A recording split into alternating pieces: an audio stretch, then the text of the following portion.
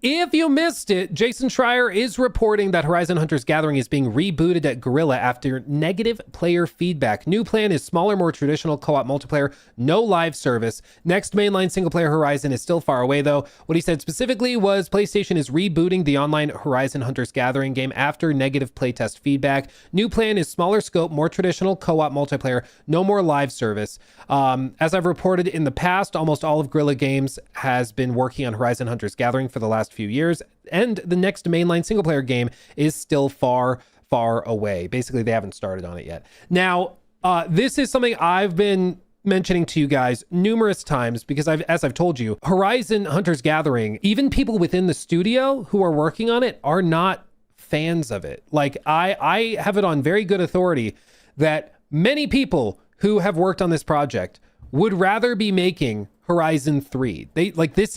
They call it Herman's baby, kind of a nod to the Concord comments where it was known as Concord was known as Herman's baby. This is known as Herman's baby as well, because the only person that thinks this was a good idea was Herman Holst. I can tell you that just a matter of like a month and a half ago, the senior creative team on this had a massive fracture.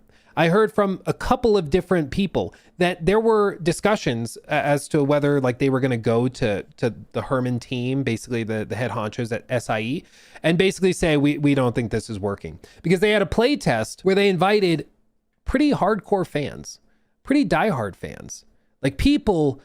You got to remember, when you sign up for these play tests, they can see your play history. They can see your PlayStation Network ID and all of your playtime and everything. So they can see if you're a diehard fan of Horizon.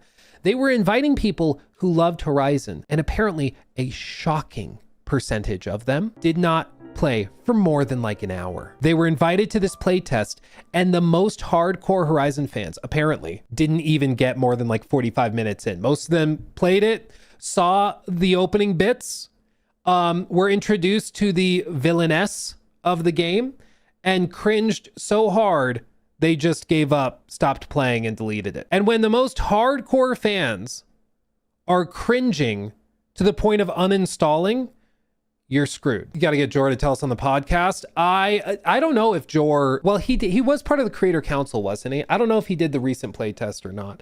But I would love to have Jor on. We do the podcast or we do something. I'd love to talk to Jor about this, because I mean, he also posted what I think every Horizon fan is feeling after this news.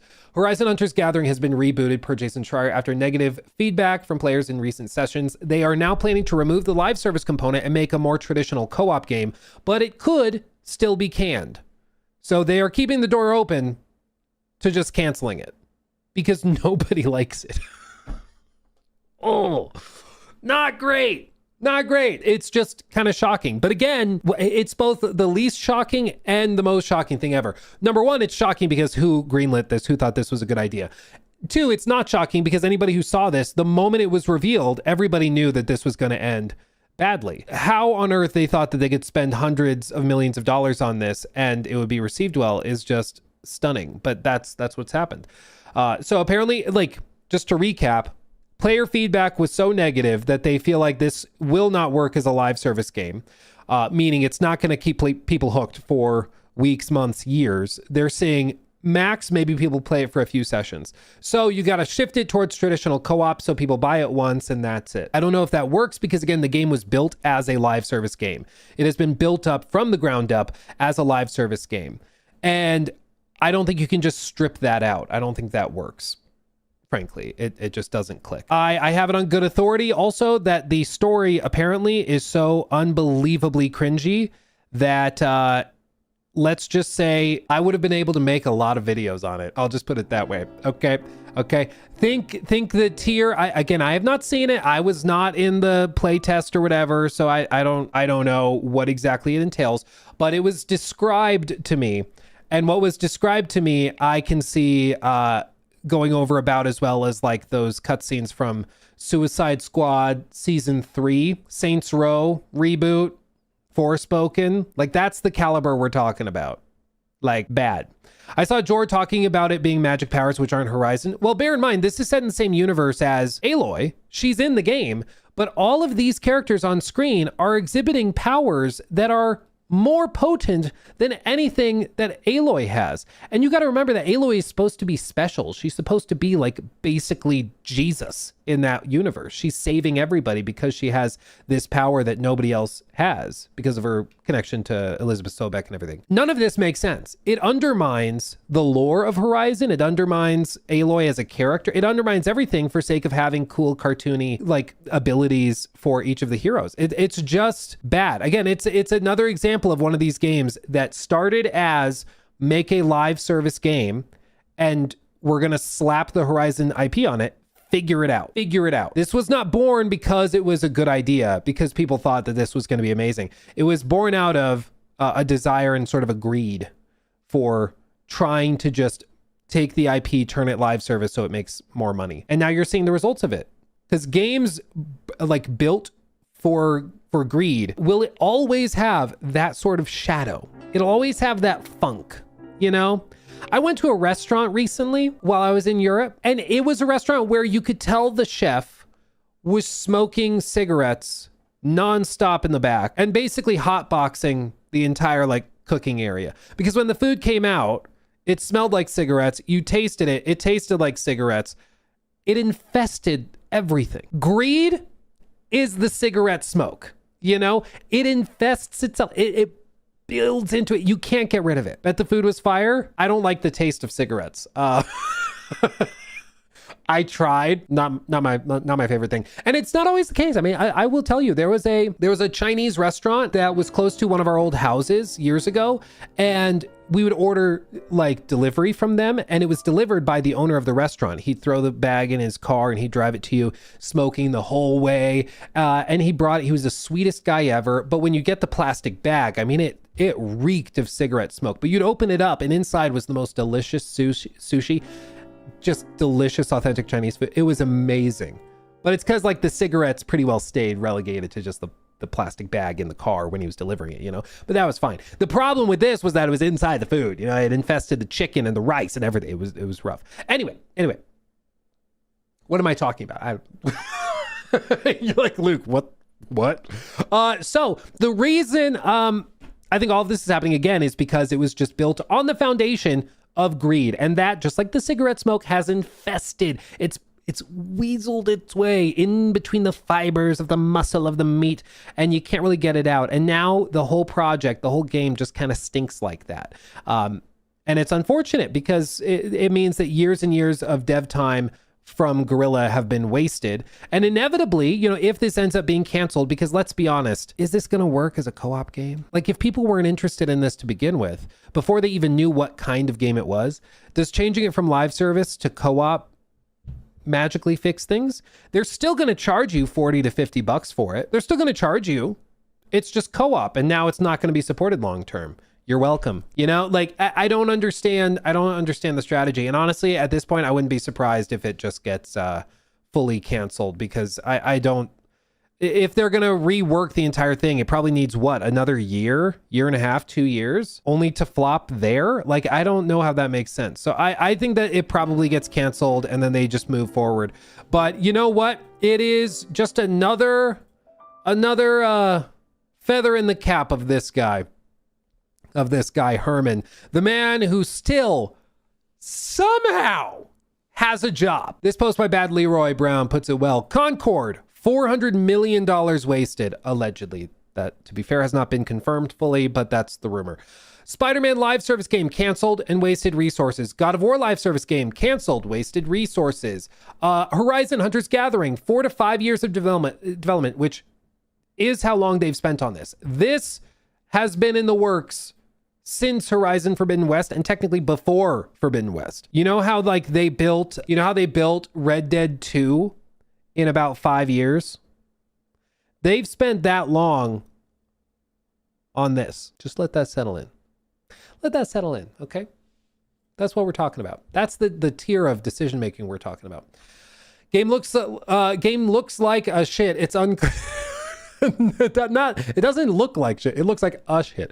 It's unclear whether it will ever be released and when it will be released. Probably wasted hundreds of millions, probably hundreds. Because you got to remember, Guerrilla is in Amsterdam, and Amsterdam is a very expensive place to develop games. So like, I wouldn't be surprised if they're 200 million deep in this. Like, woof. Sony Bend live service game was canceled. True. Closed Blue Point Studios behind one of the greatest, the studio behind one of the greatest, most beautiful games and remakes, which still is baffling to me, because you would think that they would be able to go and just reassign them to like a Bloodborne remake or a remake of literally anything else. You could have them go and do a Jak and Daxter remake, assign them to like the remakes of Uncharted 1 through 3. You could do like, have them do anything, because they were so good at it. Instead, they just cancel it and shut it down fully. Like, shut it down fully. Cancel Deviation Studio game, millions wasted. Sony London closed and their live service game canceled. Wasted $3.6 billion on Bungie. This was debatable. When you use the word wasted, it sounds mean. Like, wasted feels aggressive, because it kind of is. At this point, I think that's probably fair to say. You know, Destiny 2 discontinued. Marathon was supposed to replace it. You know, like, if the shoe fits, that's kind of where I'm at. And listen, I met some of the people at Bungie. A lot of them were obviously very talented. You're walking down the halls. I remember walking down the hall to the preview of Marathon, and a guy comes up, shakes my hand, and is just like casually like, yeah, so you remember in like OG Halo, yeah, you remember like the original design of the Warthog, or he names a bunch of stuff. He's like, yeah, I did that. Oh. Yeah, remember the original Plague, the Flood, and everything? Yeah. I designed how all those look, and I did the original UI. And you just like start chatting to these people, and you realize like they are legends of the industry. But that doesn't change where they are today, you know? Just because they did an amazing thing back in the day does not mean that they are capable of that today, or that the company should therefore turn into a charity where we all just give them money for what they once did. You know, it doesn't work.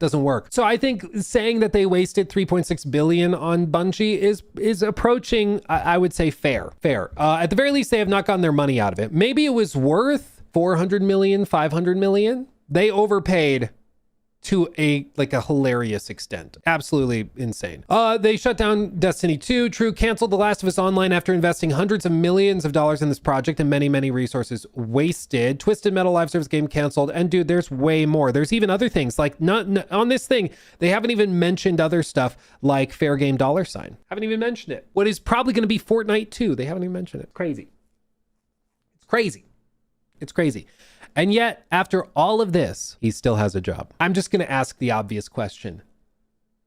What blackmail material does he have on Hiroki Totoki? Does he have a video of somebody like eating a child? Like what does he have that is protecting him? I think you can ask the most hardcore PlayStation fanboy, what has he done that's good in his tenure? And I don't think they'd be able to come up with an answer. I'm trying to like steelman it. 69 donated $20 through Super Chat. Jesus actual Christ. Yeah, I agree. I agree. Yeah, thank you for the 20, by the way. I don't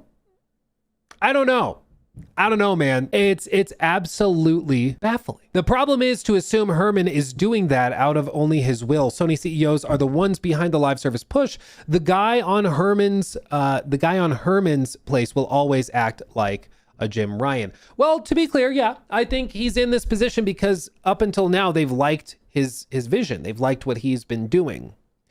Hiroki Totoki, I think, was dissatisfied with Jim Ryan's leadership, which is why he was kind of welcomed to retire. But I think it's at some point you look at this track record, it's really hard to understand how he's still in position. I think you can justify some of this, like Concord. That was Jim Ryan's bet. Yes, Herman, it was allegedly his baby and he really believed in it. But that was like, he can blame that on Jim Ryan. He can blame Spider-Man live service on Jim Ryan. Same with God of War. Hunter's Gathering, he probably can still point to Jim Ryan because that was greenlit during his tenure. I think that that's really like most of this. Even though he was up there, like right-hand man, he can still point to that being Jim Ryan's fault. Even if it was his baby, even if he supervised it, even if he backed it up and loved it, thought it was going to be great, he can still point the finger at Jim Ryan, which I think is what has largely happened. But it's hard to look at this track record and conclude anything other than Jim Ryan / Herman Holst have been right up there with levels of incompetence that we have not seen since Don Matrick. Don Matrick did all the damage he did in the span of about 10 months. Herman has been in control for years, and it looks like he might be left in control through 2020, probably through the start of next generation, which is wild. Absolutely wild. Welcome to retire equals promoted to customer. I like that. That's good. So yes, it's just another instance of short-term thinking, chasing profits and money, even when it doesn't make any sense, and wasting 4 to 5 years on something that I don't think ever stood a chance. Even if you rewind your mental clock to 2022, I don't think this ever would have been successful. I don't think so. Like maybe if they launched it as a separate mode within Horizon Forbidden West, like a free mode that's built in, maybe then. But man, I don't know why they would ever have thought that this was going to work. Apparently, as of just like a handful of weeks ago, they were actively considering whether or not they could justify this as a full premium priced game or as a discount premium priced game. So basically, apparently, as of like 6 weeks ago, they were still debating, according to the people I spoke to, they were still debating trying to price this at $70. That was still on the table. And now, after the feedback was so negative, they're like, I think we have to scrap it. Like, can you imagine? Can you imagine trying to sell it for $70? And it's live service, and it's all like, that's the level of delusion we're talking about, that they're that out of touch with what gamers are actually willing to tolerate. It's mind-boggling. It's mind-boggling. And again, I spoke to a couple of people who are very familiar with the inner workings of all of this and some of the drama going on behind the scenes. And like I said, like members of the team, the devs, were like, you can't sell this for $70. It was the higher ups that thought they could sell it for $70. So like you're in a position where people working like animators and gameplay designers, they're asking their leaders to charge less for their work. They're like, I'm proud of what we're doing, but we can't sell this for $70, guys. Because they know, because the designers are game players, like they're gamers, and they get it. They get that this isn't a $70 game. Are you kidding me? But they have to argue to their boss to charge less. Like, how insane is that? It's absolutely mind-boggling. Let me recap these comments real quick. Buttery Cheeks, thank you for the 10. Luke, why does the gaming industry always explode when you're out of town? I don't know, dude. The GTA 6 stuff started dropping on my last day out of town. It's crazy. I can't wait to hear your take on the Wolverine. Hey, GTA 6 leaks and Horizon Concord's Gathering reboot. Missed you, bro. I missed you too, my friend. I'm glad to be back. Joshua Williams, thank you for the 10 as well. Good afternoon, Luke. So how's the Blood of Dawn Walker review going? I don't know what you're talking about, but we'll see. We'll see. Gerban, thank you for the 10. No, Luke, you don't get it. It's worth spending billions to make zillions. Gamblers always give up right before they win big. It's true. You got to keep digging. Even when you think I'm about to hit lava, keep digging. Straight down. You'll hit diamonds eventually. It's mathematically proven. Yeah, it has to happen. He took my